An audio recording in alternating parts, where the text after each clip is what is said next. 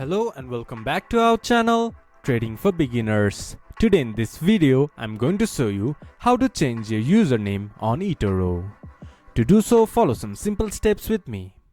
First of all, open your Etoro application or go to Etoro website from your browser. This type of interface will appear in your screen once you have logged into your account. From the left side of the menu bar, scroll down to Settings. Then go to Account. Scroll down and from here you can change your email address and also your username. This is how you can change your username in Etoro. This much for today's video. If you guys find our video helpful, please leave a like and comment, and do not forget to subscribe our channel and hit the bell icon.